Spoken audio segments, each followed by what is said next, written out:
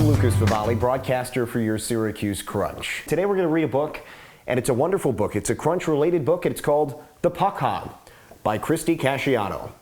Let's begin. Chapter 1. Sophia was right near the net when she impatiently yelled out to her teammate, "Come on, Eddie, pass the puck." But Eddie ignored the sound of Sophia's stick tapping on the ice. He was a few feet in front of the blue line. You could feel the tension all around as he rolled his wrist back and gripped the stick tightly. Slap! The puck soared lightning fast into the net as the goalie swooped down. Parents in the stands cheered. "Nice save, good job, goalie." The goalie's big helmet snapped back up and he slowly raised his glove.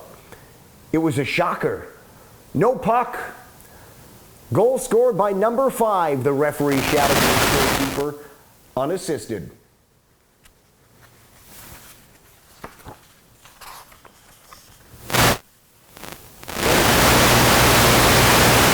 That's the way to do it, son. You're a scoring machine. Make room on the ice, Jack groaned from the bench. Here comes another Eddie celebration. Eddie raised his stick over his head and skated right in front of Jack and the rest of the team. He slipped down to one knee and clinched his fist in his glove. Oh yeah, scored another one. Jack turned to Michael. Gee, you'd think it would get a little old after a while.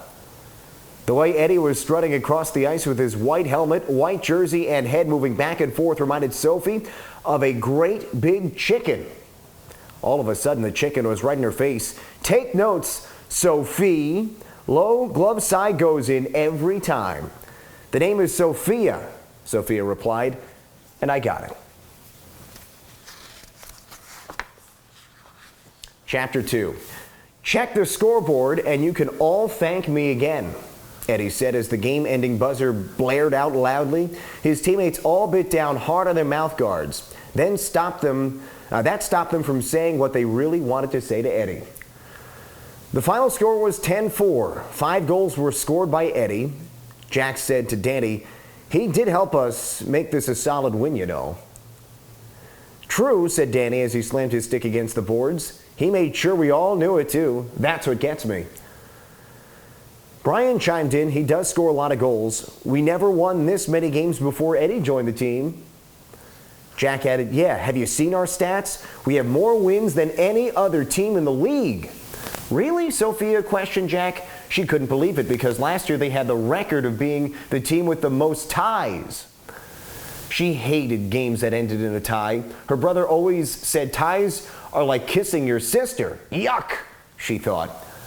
"Sure, he scores," Holden jumped into the conversation, "but he never passes. He's all over the ice and never plays his position. Sometimes I pretend I'm really tired or my lace has come undone just so I don't have to go on the same shift as Eddie.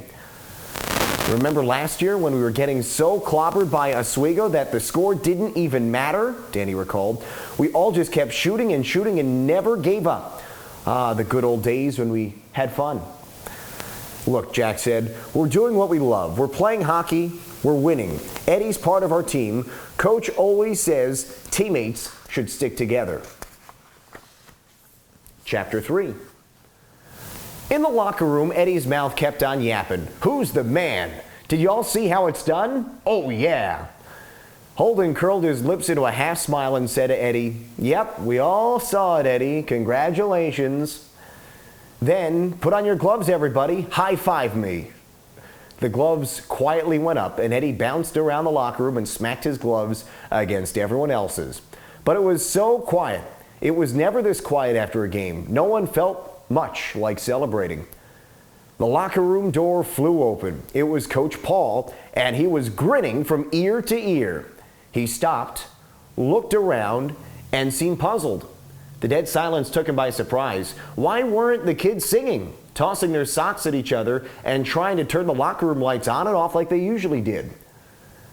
He just figured they must be really tired after skating so hard, so he added a little extra volume to his booming voice. "Great job, kids. Wow, I can't believe how hard you all skated out there. We just beat one of the toughest teams in our league. It wasn't even close. Eddie, I think I lost count. Was that 3 goals today?" asked the coach. Eddie quickly corrected him. No, coach. He held up his fist and raised one finger at a time. I had 1, 2, 3, 4, 5. Eddie folded 3 of his fingers and he made sure everyone could see the remaining 2. That would be 2 more than a hat trick. Wow, our amazing Eddie, the coach said proudly. You kids keep playing like this and we're going to have a season you'll be talking about for a long time. Even when the coach paused to pull his hat off his head, you have hair like mine. The whole team burst out laughing because the coach had a bald spot. Now that's more like it, team. Brian was the first to run over to the switch and turn off the lights. Hey, they all began to yell as Jamie got the music going. Chapter 4. As usual, Eddie was the first one dressed and he couldn't wait to collect his reward from his dad for scoring all of those goals. He hurried out of the locker room, all the while wondering whether he would get $2 or maybe $3 this time for each goal. As soon as the coach moved out into the hallway to talk to their parents, Sophia yelled, "Huddle up, now!" Everyone swarmed to the middle of the locker room and stood shoulder to shoulder. Jack got the conversation started. You know, maybe we should say something to the coach, like how we're not having fun and it's all because of Eddie. A frustrated Brian added, I know. I've had it with Eddie. Once he has it, you never see the puck again. Did you see how he caught right up to me when I had that breakaway today? So I passed it to him thinking he'll pass it back to me when I get in front of the net. Never happened. The kid has unbelievable luck too. Rebounds? Forget about it. Wow, guys, listen to us complaining because a teammate is scoring. Sophia shook her head. This is just not right. Holden spoke up. So maybe we should say something to the coach. I don't know, said Jack. I heard the coach tell Eddie's mom and dad how excited he is that Eddie's on the team now. He said with Eddie, we finally have a shot at making it all the way to the state tournament in Lake Placid.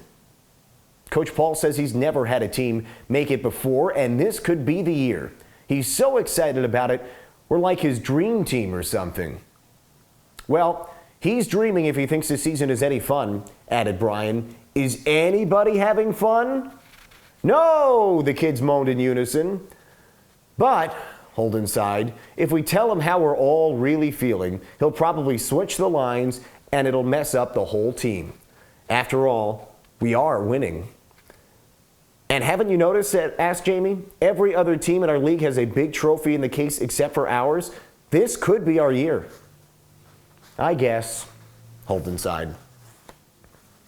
Chapter 5.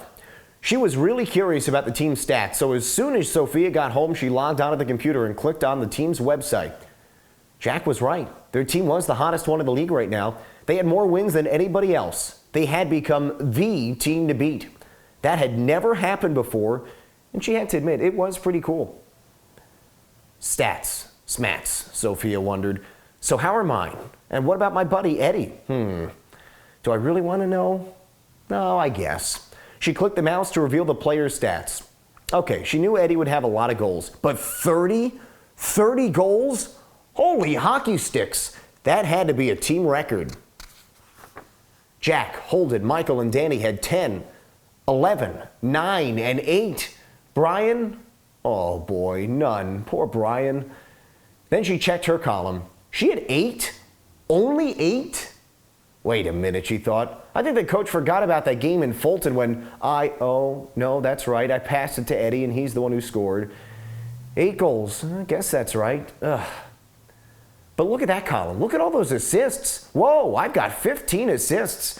That's more than anyone else on the team. Holden, Jack, Brian, Danny, Michael, and everyone else have at most 7 each. So I'm leading in assists. That's kind of cool. Let me check Eddie again. Drum roll, please, as I click the mouse and find the Eddie assist numbers. This should be interesting. It reads 0, zip, nada, not one single assist during the whole season. Eddie Schmetty, Sophia shouted and pounded her fist on the desk. Hey, what's going on in here? Her big brother, Joe, popped his head in the door. Is old Eddie getting on your nerves again? I guess you could say that. Look at this, Joe. I just checked the team stats, and I've only got 8 goals. Look at Eddie's column. I'm so bummed. Bummed? Look at all your assists, sis. According to these stats, Eddie doesn't have any. That's ridiculous. said Joe. How is that ridiculous? Asked Sophie. Sounds like your team's got a little puck hog, Joe replied. What do you mean a little puck hog? Sophia's ears perked up. Every team has one, Joe went on to explain, although maybe not so much when you get into the older leagues like mine. He might be able to get away with it now, but if he doesn't learn how to pass and play his position, it'll eventually catch up to him. I remember when I was a mite, we had a puck hog on our team too. That kid could skate like no other 7-year-old I had ever seen. It amazed me the way he could fake out a goalie and shoot the puck. But he never passed. His dad even paid him every time he got a goal. I remember that one game, his dad told him if he got a hat trick, he would go out and buy him a $200 stick. Then another time, his dad promised to buy him the skates that every kid on the team dreamed about having. He ended up with a lot of goals and the best gear, but he didn't have too many friends on the team. It caught up with him. What happened? Sophia was eager to learn more. What happened, Joe continued, is he cost us the state championship. Right at the end of the game, he had a great opportunity to pass the puck to one of our forwards who was right in front of the net. But no, he wanted to be the hero and win it all on his own. It didn't end pretty. The goalie made a save, Sophia guessed. Oh, doesn't he wish that's how it ended, Joe went on. Nope. He tried one of his fancy shots, but he didn't have any luck on his side.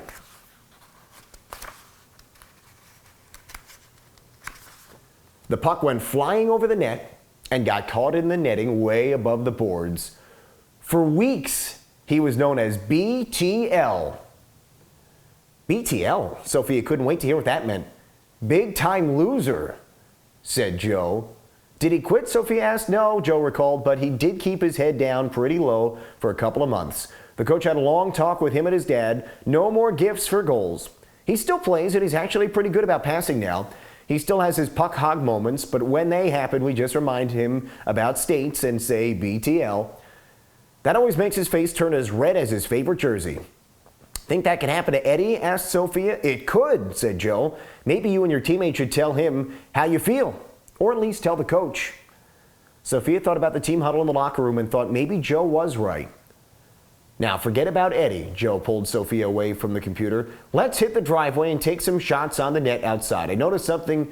Sometimes your teammates miss your passes. You might be passing too hard. Really? Sophia thought about her last pass, the one that Holden missed. An easy fix, said Joe. We'll practice passing the puck right to the tape. I just wish the Eddie problem could be such an easy fix, Sophia said as they headed to the driveway. Chapter 6. Later that evening, Sophia slipped her jersey back on to get ready for the team's Syracuse Crunch Night at the downtown arena. It had always been one of her favorite events. She remembered the last time she saw the Crunch play and how inspiring it was to see the players pass and play their positions, the way the game is supposed to be played. Hey, she realized, this is going to be Eddie's first Crunch Night experience. Maybe a dose of Crunch magic will cure the Puck Hog. Just as long as he's not anywhere near me, she thought. Sophia's mom and dad got her to Section 12, where the coaches were already assigning seats. She spotted her two best buddies and managed to snag a seat right next to them. Jamie and Holden were already making plans to get the autographs of the team's center and right wing after the game. Gee, said Sophia, a perfect night. Crunch hockey, nachos and cheese, and no Eddie. Hey, are you guys ready to see the pros copy all my moves? An annoying voice was getting closer, closer, louder, and louder. Oh no. Sophia grabbed Holden's arm. He isn't. Is he? Plop. Eddie landed in the seat right next to Sophia. What's up, Eddie wannabes? Hello, Eddie. Sophia, Jamie, and Holden politely grinned. Are these the best seats this team could get? Eddie rolled his eyes. How are you guys going to learn anything way up here? Under his breath, Holden said to his two friends, you think by watching the Crunch tonight, Eddie might figure out how passing is, like, really part of hockey? Yeah, right, Jamie laughed. And maybe I'll get to hold the Stanley Cup tomorrow. The Crunch did work their magic on the ice, and the kids got to see how important each player was for the team. Did you see that, Eddie? Did you see the tape-to-tape pass? Asked Jamie. Yeah, I saw. How lame. He could have gotten that goal all on his own, Eddie said as he rolled his eyes. Sophia, Holden, and Jamie just shook their heads. It was a close game and a big win for the Crunch. Now it was autograph time. No big surprise when Eddie cut in front of everyone else in line to be the first one to meet the Crunch's leading scorer. "Hey," Eddie said to the 6-foot center, "you might want to get my autograph. I've got 30 goals so far this season, and no one on this team even comes close to that mark." The Crunch star knelt down to look Eddie right in the eyes. "You sound like a pretty good little hockey player, but it sounds like you need to work on your passing and on being a team player. Remember, assists count just as much." Yeah, whatever. "When you're done signing my jersey, can you sign my stick too?" Eddie said as he held up his stick. Sophia, Holden, and Jamie shook their heads again. Her buddies could hear the frustration in Sophia's voice as she slowly concluded. Yikes. He's clueless and helpless. Chapter 7. The Crunch Night experience got the whole team fired up and eager to play their biggest rivals, the Thunderbirds. Before the game began, Coach Paul asked everyone to stay in the locker room for a couple of minutes. He stepped on top of the bench, clenched his fists, and had a real stern look on his face. He carefully looked around the locker room and announced to his team, "Kids, we need a captain. Show me something special this game, and you've got it." "Captain Eddie," Eddie turned to Jack. "That's got a real nice ring to it. Which side do you think the C goes on?" Eddie asked as he used his finger to make the letter C right below his left shoulder. "Just because you score a lot of goals doesn't make you a captain material, Eddie," Brian snapped. "Well, Brian," Eddie said in a sarcastic voice, "as soon as you get your first goal, then you can come and talk to me about it." Sophia could tell his temper was about to get the best of him. "Guys," Sophia stepped in between them, "come on, we've got an important game to win. The competition is out there on the ice, not here in the locker room. Knock it off." The game itself seemed endless. One team scored, the other team scored. Eddie had a lot of shots on goal, but the goalie was by far the toughest one Eddie ever faced. It was as if he was shooting against a brick wall. Even Eddie's wicked wrist shot couldn't make it past him. Eddie seemed shaken. It was as if the Thunderbirds had figured out all of his moves.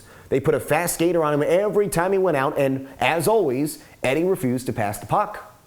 In the third period, with 2 minutes left in the game, and the game tied at 2, the pressure was really getting to Eddie. His dad wasn't helping any. He was yelling at his son, "What's wrong with you? You're better than them. Come on, you better score if you want to ride home." Poor Eddie, Sophia said to herself. Imagine the pressure he gets at home. Wow, that explains a lot. Eddie won the faceoff and got the puck right to Sophia. She couldn't believe it when she looked up and saw she had a clear path to the net. She was exhausted, but seeing the net and no one around gave her a sudden burst of energy. She dug her edges into the ice and raced with the puck. She was getting ready to position herself to take a shot from the right side of the net, but out of the blue, she spotted a huge defenseman coming right at her. Wow, he's big, Sophia was starting to doubt herself. "Sophie!" Eddie was tapping his stick on the ice. He was right in front of the net. She remembered the story Job told about the Puck Hog, but then she thought how sweet it would be if that puck went in.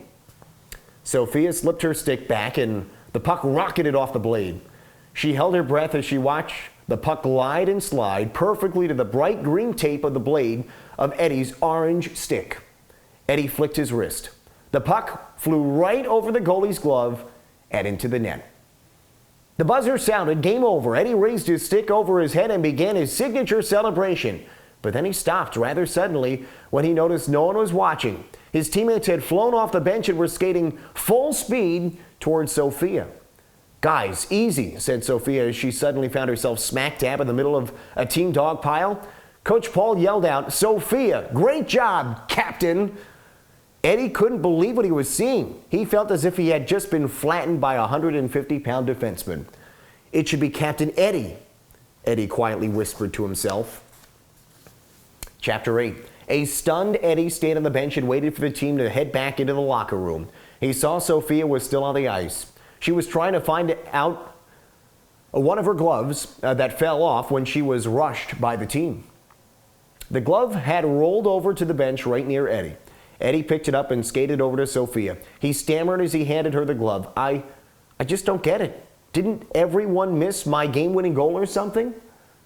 Miss it? No, we all saw it. It was a great goal, said Sophia. All your goals are pretty awesome, but the whole team could have gotten a few more this season if you passed the puck, said Sophia.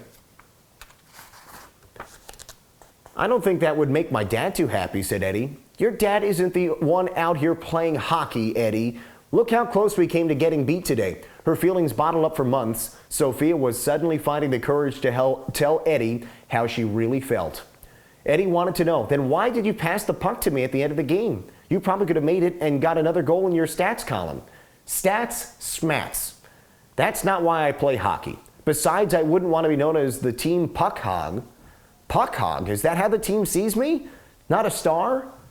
Seriously? Eddie felt the lump in his throat getting bigger. It's an easy fix, Eddie, said Sophia. It's called passing. P-A-S-S-I-N-G. Remember, assists count just as much. I've actually heard that before, said Eddie. Well, give it a try, said Sophia. You might just discover how much fun it is when you've helped a teammate, say like Brian maybe, score a goal. Got it, Captain. Captain Sophia. Oh, and one more thing, said Eddie. Okay, Sophia lifted her eyebrows in anticipation because she was never quite sure what was going to come out of Eddie's mouth next. Nice pass right to my stick that got that awesome goal. Eddie laughed. Fist bump. Just when I was beginning to think there was actually hope for you, sighed Sophia. Now, come on, teammate. She pointed to the locker room. Let's go celebrate our win and pig out on pizza. The end.